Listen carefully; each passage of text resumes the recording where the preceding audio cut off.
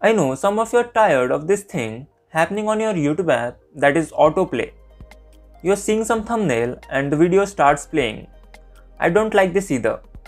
And it took me a couple of minutes to figure out how to disable it. So I thought, why not sharing with you guys? So to disable this, tap on your profile icon, then select settings. Here tap on autoplay.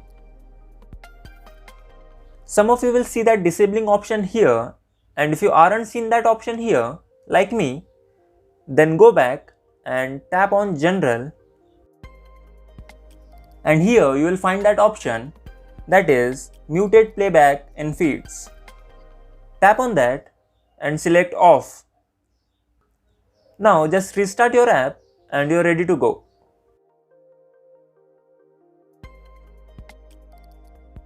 Like and subscribe for more such videos, and I will catch you in the next one.